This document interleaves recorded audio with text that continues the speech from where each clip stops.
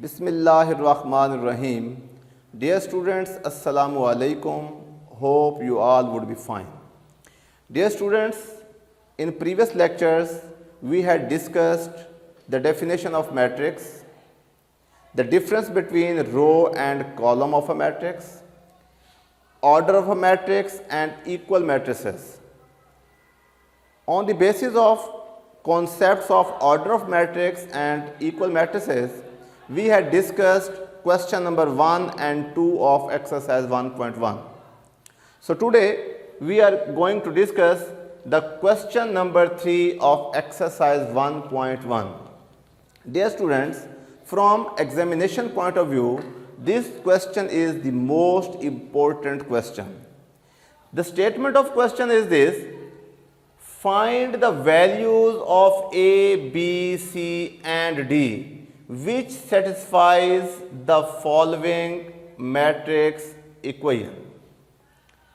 Dear students, in the given matrix equation, there is a value, a literal A, there is a literal C, literal A, literal B, C, D. Dear students, ये A, B, C और D ये चार हमें unknowns दे दिए गए हैं और हमें असाइन क्या किया गया है कि इस इक्वेशन को इस तरह से सॉल्व करें कि आपके पास A की वैल्यू आ जाए, B की वैल्यू आ जाए, C की वैल्यू आ जाए और D की वैल्यू आ जाए। वो वैल्यूज़ जिनको हम दोबारा इस इक्वेशन में यूज़ करें तो ये दोनों साइड्स जो है वो सेटिस्फाइड हो जाएं। तो इस तरह से हमने A, B, C और D की वैल्यू फाइंड करनी है। तो डियर स्टूडेंट्स, देखते हैं कि A, B, C और D की वैल्यूज़ क्या हैं। डियर स्टूडेंट्स, पिछले लेक्चर में मैंने इक्वल मैट्रिसेस का कॉन्सेप्ट आपको समझाया था कि A और B अगर टू मैट्रिसेस हों तो वो उस वक्त इक्वल कहलाएंगे जब वो दो कंडीशंस फुलफिल करेंगे। पहली कंडीशन क्या थी कि उन दोनों मैट्रिसेस का ऑर्डर सेम होना चाहिए। दूसरी कंडीशन ये थी कि उनकी करस्पॉन्डिंग एंट्रीज इक्वल होनी चाहिए। तो डियर स्टूडेंट्स, यहाँ दो मैट्रिसेस गिवन हैं जिनके दरमियान में साइन ऑफ इक्वलिटी लगा हुआ है। इसका मतलब ये है कि ये दोनों मैट्रिसेस आपस में इक्वल हैं, यानी ये दोनों मैट्रिसेस वो दोनों कंडीशंस फुलफिल कर रहे हैं। तो हम देखते हैं कि इसमें ऑर्डर क्या है इस मैट्रिक्स का। इसका ऑर्डर है 2/2, इसका ऑर्डर भी 2/2 है। पहली कंडीशन तो हमें इजीली समझ आ जाती है कि उसने हमें कहा था कि दोनों मैट्रिसेस का ऑर्डर सेम होना चाहिए, तो इसमें दोनों मैट्रिसेस का ऑर्डर सेम है। लेकिन साथ में उसने कहा था कि इसकी करस्पॉन्डिंग एंट्रीज भी इक्वल होनी चाहिए।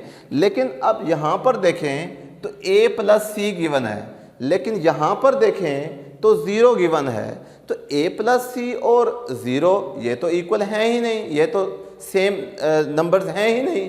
तो यही चीज़ हमें असाइन किया है कि A की एक ऐसी वैल्यू आएगी और C की भी एक ऐसी वैल्यू आएगी जिसको बाद में हम टोटल करेंगे तो उसको सॉल्व करने के बाद आंसर 0 ही आएगा। तो फिर ये दोनों करस्पॉन्डिंग एंट्रीज क्या हो जाएंगी, इक्वल हो जाएंगी। इसी तरह से A की वैल्यू और B की वैल्यू को जब यहाँ पर हम पुट करके सॉल्व करेंगे, इसका आंसर भी -7 आएगा, क्योंकि यहाँ पर सेकेंड एंट्री -7 है। तो ये करस्पॉन्डिंग एंट्रीज भी इस तरह से सेम हो जाएंगी। इस तरह C की वैल्यू को जब हम यहाँ पर पुट करेंगे तो इनको जब सॉल्व करेंगे तो यहाँ पर भी आंसर 3 आएगा, क्योंकि यहाँ पर 3 है। इस तरह से ये करस्पॉन्डिंग एंट्रीज भी इक्वल हो जाएंगी। और D की वैल्यू हमारे पास ऐसी आएगी जिसको हम इस साइड पर भी पुट करेंगे, इस साइड पर भी पुट करेंगे, तो इसको भी सॉल्व करेंगे, इसको भी सॉल्व करेंगे, तो दोनों का आंसर सेम आएगा। इस क्वेश्चन की स्टेटमेंट का मतलब ये है। तो डियर स्टूडेंट्स, आए इसको सॉल्व करते हैं, देखते हैं कि A की, B की, C की और D की वैल्यू क्या आती है। तो dear students, concept of equal matrices को सामने रखते हुए हमने पढ़ा था करस्पॉन्डिंग एंट्रीज आर इक्वल। तो हम उस कॉन्सेप्ट को यूज़ करेंगे सॉल्यूशन में। इसका जब हम सॉल्यूशन देंगे तो हम करस्पॉन्डिंग एंट्रीज को इक्वल कंसीडर करेंगे कि फर्स्ट प्लेस एंट्री के इक्वल कंसीडर कर ली। इसको हम एक रेफरेंस नंबर 1 के साथ सेव कर लेंगे। इसी तरह से डियर स्टूडेंट्स a + 2b इसकी जो करस्पॉन्डिंग एंट्री है इस मैट्रिक्स में वो -7 है, तो इसको हम -7 के इक्वल कंसीडर करके रेफरेंस नंबर 2 के साथ सेव कर लेंगे। डियर स्टूडेंट्स थर्ड एंट्री यहाँ पर है c-1 और यहाँ पर थर्ड एंट्री 3 है, ये हमारे पास रेफरेंस नंबर 3 के साथ सेव हो जाएगा। और फोर्थ वन एंट्री जो है वो क्या है हमारे पास 4d-6 और इधर है 2d, तो ये 4 रेफरेंस हमारे पास आ गए। डियर स्टूडेंट्स इधर की 4 एंट्रीज को हमने with the help of equal matrices हमने इक्वेशंस बना लिए। अब देखना ये डियर स्टूडेंट्स कि इनमें से कौन सी इक्वेशन इजीली सॉल्व हो जाएगी। सबसे पहले हम उसको सॉल्व करेंगे, क्योंकि अलजेब्रा के अंदर हम ऐसा करते हैं कि जब हमें किसी एक अननोन की वैल्यू फाइंड हो जाती है उसको हम दूसरी इक्वेशन के अंदर पुट करके किसी और अननोन की वैल्यू फाइंड कर सकते हैं। तो इसलिए हम इसमें देखेंगे कि सबसे पहले हमें कौन सी इक्वेशन इजीली अपने अननोन की वैल्यू दे देगी। तो हम देखते हैं कि इक्वेशन नंबर 3 और 4 ये दोनों ऐसी हैं कि जिनको हम अगर सॉल्व करेंगे तो इजीली हमें एक अननोन की वैल्यू मिल जाएगी।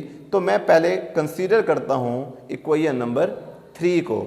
तो मैं यहाँ पर लिखता हूँ डियर स्टूडेंट्स फ्रॉम इक्वेशन 3 को मैं कंसीडर करता हूँ। तो इक्वेशन 3 हमारे पास है c-1 = 3।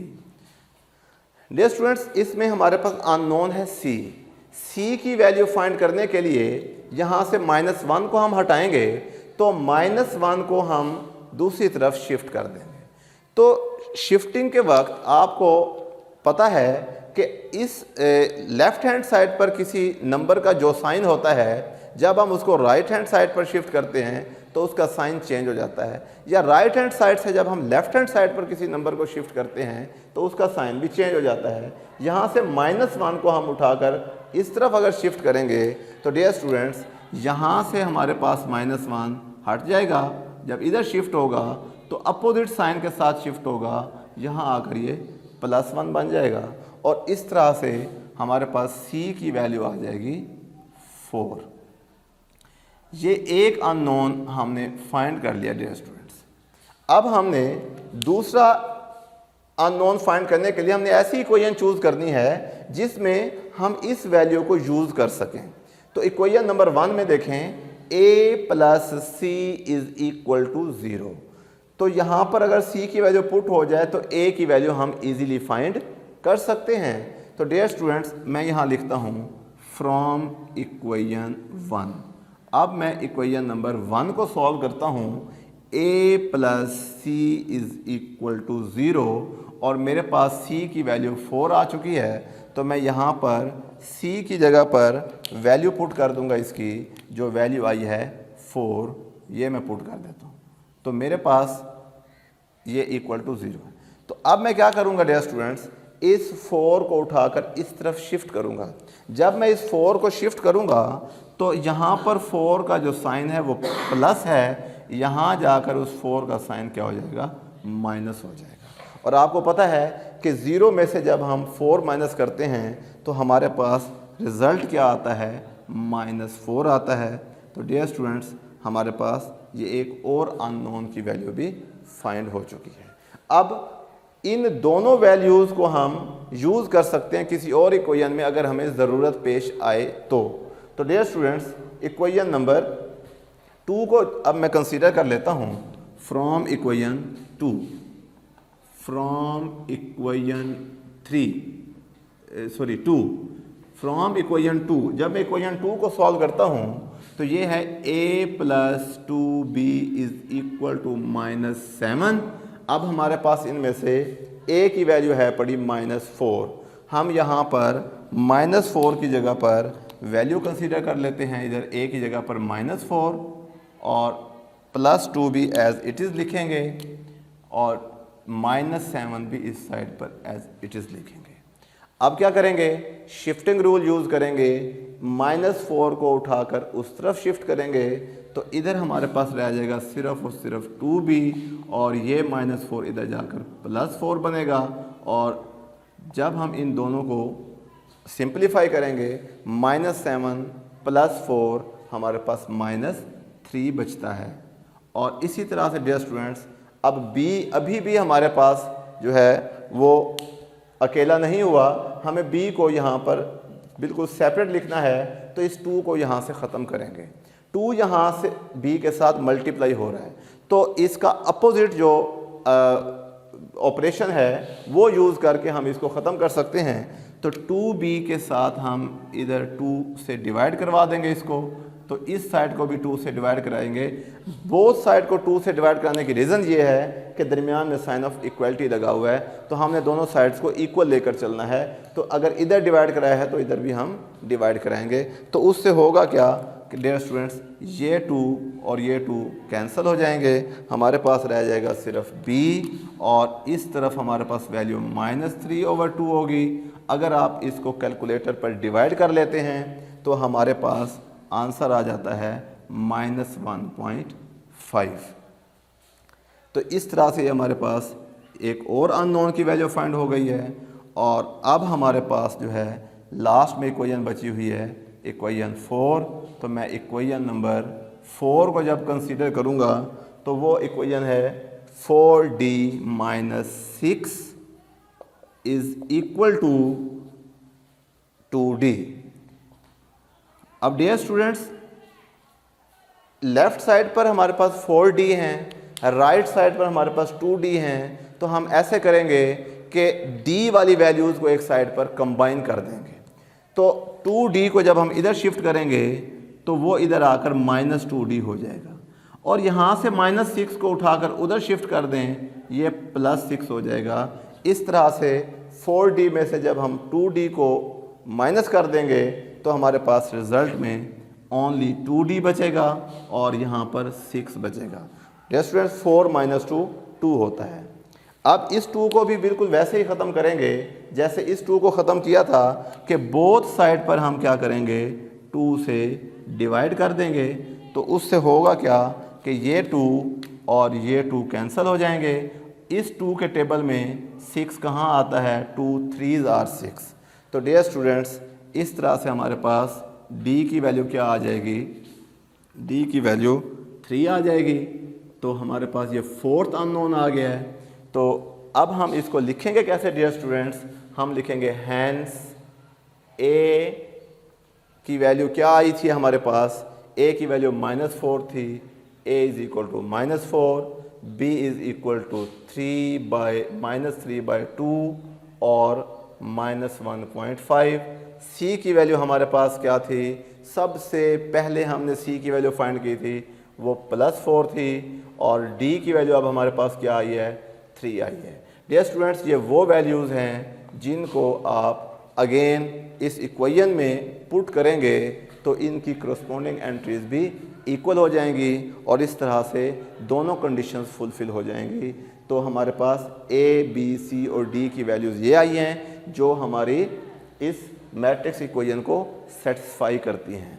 डियर स्टूडेंट्स होपफुली आपको ये क्वेश्चन समझ आ गया होगा। मैं एक बार फिर बता देता हूँ, ये क्वेश्चन आपका बोर्ड के पेपर के हवाले से बहुत ज़्यादा इम्पोर्टेंट है। ये अक्सर बोर्ड के पेपर में आ जाता है, कभी ये शॉर्ट क्वेश्चन में आता है तो कभी ये लॉन्ग क्वेश्चन में आ जाता है। शॉर्ट क्वेश्चन में आएगा तो 2 मार्क्स का होगा और अगर ये लॉन्ग क्वेश्चन में आएगा तो 4 मार्क्स का होगा। तो डियर स्टूडेंट्स इस क्वेश्चन की आप प्रैक्टिस करें। नेक्स्ट लेक्चर में हम इंशाअल्लाह अज़ीज़ टाइप्स ऑफ मैट्रिसेस को डिस्कस करेंगे। तो अपना बहुत सारा ख्याल रखिएगा। अल्लाह हाफिज़।